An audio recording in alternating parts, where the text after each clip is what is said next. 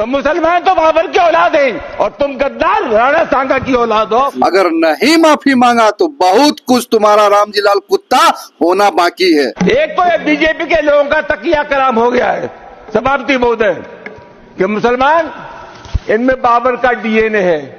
उप सभापति महोदय मैं जानना चाहूंगा कि बाबर का डीएनए मुसलमान में है। अभी तो सिर्फ हमारे बीड़ू भाइयों के अंदर राणा गए हैं, पूरे भारत से करनी सैनिक जब घुसेंगे तो रामजी लाल को पाताल में भी छुपने के लिए जगह नहीं मिलेगा। हिंदुस्तान का मुसलमान तो बाबर को अपना आदर्श मानता नहीं है, वो तो मोहम्मद साहब को अपना आदर्श मानता है, सूफी संतों की परंपरा को अपना आदर्श मानता है। लेकिन सभापति महोदय मैं जानना चाहूंगा कि बाबर को लाया कौन? बाबर को इब्राहिम लोदी को हराने के लिए राणा सांगा लाया था कि खून भी वही है, काटना भी आता है, अगर कटवाए हैं तो काटना भी आता है। इस चीज को हमेशा रामजी लाल जैसे कुत्ते याद रखे। तो मुसलमान तो बाबर की औलाद हैं और तुम गद्दार राणा सांगा की औलाद हो। इस तरीके की बयानबाजी करेगा, कोई भी अगर इस पर ठेस पहुंचाएगा तो उसको उसके घर से खींच कर मारेंगे। यह करनी सेना कल भी की थी और हमेशा करने को तैयार बैठी है। ये हिंदुस्तान में तय हो जाना चाहिए। अगर बाबर की तो आलोचना करते हैं, राणा सांगा की आलोचना नहीं करते। हम वो क्षत्रिय हैं और हमारे अंदर आग है, उस आग को जलाने की कोशिश कोई ना करे। अगर वो आग जल गई। सभापति महोदय ये बहुत सभापति महोदय ये देश की एकता आप अनुभवी आदमी है, बातचीत में संसदीय मर्यादाओं का ध्यान रखें। संसदीय मर्यादाओं का ध्यान रखें। वो टाइम है जो भी चीजें संसदीय मर्यादा का अनुकूल नहीं है की आजादी की लड़ाई में इन्होंने गुलामी की थी सभापति महोदय। Your time is over, you please sit. अच्छा, रामजी लाल के घर के यहाँ करनी सेना के लोग जा रहे थे, किस पर्पज से? देखिए, हम लोग जा रहे थे कि उसको याद दिलाएं जो हमारे महापुरुष जिसने इस देश के लिए अपनी प्राणों की आहुति दे डाली, ऐसे महापुरुष के बारे में तुम्हें बोलने का कोई अधिकार नहीं है। उनसे बात करने जा रहे थे जो तुमको पहले से बोल रहे हैं, चेतावनी दे रहे हैं, कई बार कहे जा रहे हैं जो तुम माफी मांगो, तुमने देश की अस्मिता के साथ खेला है। यह किसी एक विशेष जाति समुदाय को ठेस नहीं पहुंचाई है।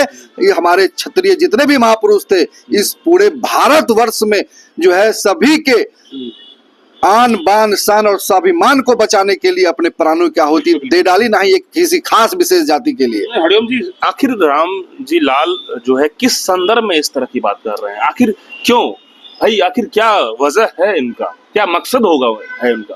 देखिए, यह सस्ती लोकप्रियता के चलते इस तरीके का काम कर रहा है ये भड़ुआ। मैं पहले भी आपको चैनल से माध्यम से कहना चाहता हूं, इसे कोई नहीं जानता था। आजकल एक ट्रेंड चल चुका है कि अपने आप को अगर थोड़ा सा लोगों से जनवाना है, अगर अपने आप को थोड़ा सा दिखाना है तो ऐसे किसी टॉपिक को उठा लो जो कम से कम ऐसे समुदाय के टॉपिक को उठा लो जो समुदाय का एक इतिहास रहा है। और मैं आपके चैनल से कह देना चाहता हूं कि खून भी वही है, काटना भी आता है, अगर कटवाए हैं तो काटना भी आता है। इस चीज को हमेशा रामजी लाल जैसे कुत्ते याद रखे। अगर हम लोग कटवाए हैं सिर तो काटे भी हैं, और यही इसी तरीके से हमारा इतिहास जो है नहीं लिखा गया है।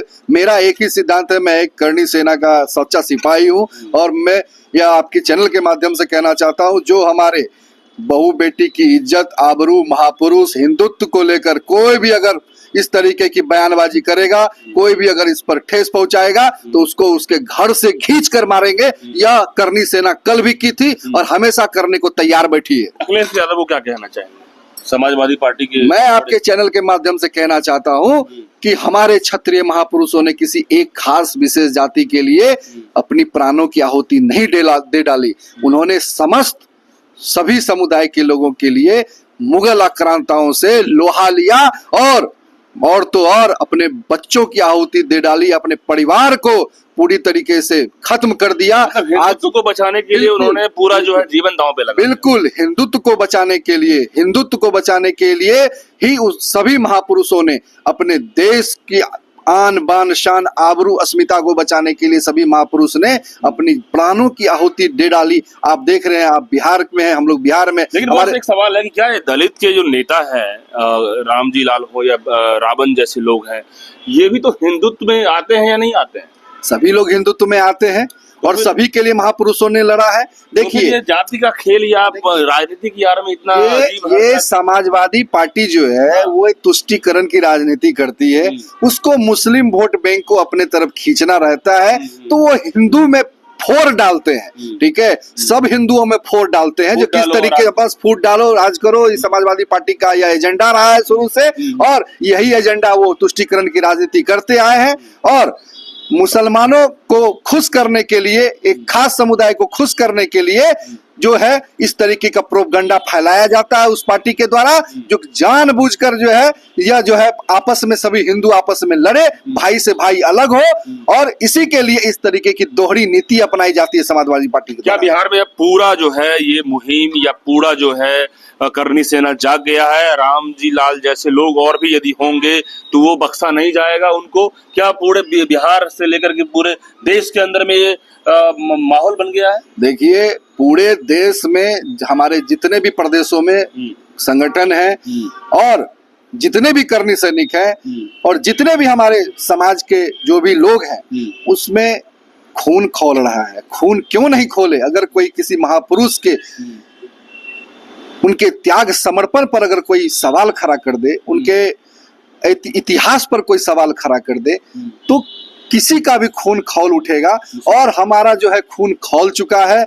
मैं यह कहना चाहता हूं कि अब भी समय है वो माफी मांगे, और इस तरीके का जो ट्रेंड चला रहे हैं जो भी पार्टी आपस में हिंदू को लड़वाने के लिए, उस ट्रेंड को खत्म करे। हम हिंदू जो है आपस में लड़ेंगे नहीं, लेकिन अगर इस जैसे राम जी लाल जैसे भड़वे इस तरीके का बयान अगर महापुरुष पर देंगे, तो अभी यह तो ट्रेलर है, अभी फिल्म बाकी है। अभी तो सिर्फ हमारे बीड़ू भाइयों के अंदर राना गए हैं। पूरे भारत से करनी सैनिक जब घुसेंगे तो राम जी लाल को पाताल में भी छुपने के लिए जगह नहीं मिलेगा। बिल्कुल, लेकिन जिस तरीके से तमाम लोग कमेंट कर रहे हैं, कुछ लोग दलित के लोग या रावण के आदमी हो या राम जी लाल के हो, वो कह रहे हैं कि भाई वो जमाना चला गया, अब जो है हम लोग जो है जाग गए हैं और हम लोग ये सब हरकत करते रहेंगे। कमेंट्स आ रहे हैं ऐसे, उन लोगों को क्या कहिएगा? देखिए, मैं यह कहना चाहता हूँ, मैं आपको पहले भी कहना चाहता हूँ कि हिंदू को तोड़ने की कवायद चल रही है। जिस तरीके से आप देख रहे हैं कि हमारा राम मंदिर बना, इस तरीके का हमारे प्रभु श्री राम जो है वो इतने वर्षों के बाद जो है मंदिर में विराजमान हुए।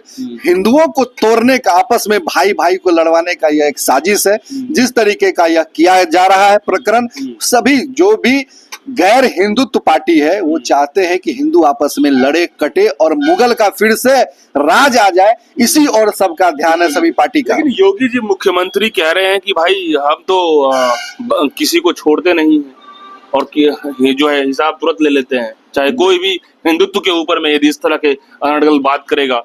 बिल्कुल बिल्कुल वो हिसाब लेंगे, इसका भी हिसाब लेंगे, और हिसाब लेना ही चाहिए। वो एक बहुत ही जिम्मेदार हमारे मुख्यमंत्री हैं, और जब से इतने बड़े स्टेट का लॉ एंड ऑर्डर उन्होंने संभाला है, उस स्टेट में हम लोग भी जाते हैं तो वहां पर देखते हैं कि किस तरीके से अमन शांति है। हम लोग को भी कभी लगता है कि नहीं, ऐसे मुख्यमंत्री अगर किसी भी स्टेट को मिल जाए तो वो स्टेट में उद्धार ही उद्धार हो जाए। राम जी लाल जैसे लोग या रावण जैसे लोग जो सांसद बन जाते हैं, तो क्या योगी के निशाने पे आएंगे? देखिए, राम जी लाल हो कि कोई भी, देखिए यहाँ दलित अगरा पिछड़ा नहीं करना है। मेरा ये कहना है कि हर जात में, हर वर्ग में गलत लोग होते हैं और सही लोग होते हैं। हर बस मेरा ये कहना है कि सभी जाति जो है सर्वोपरि है। सभी जात ने इस अखंड भारत को, इस देश को बनाने में अपना योगदान दिया है, तब यह जाकर हिंदुस्तान बना है। इस हिंदुस्तान को मुगलिस्तान नहीं बनने देंगे।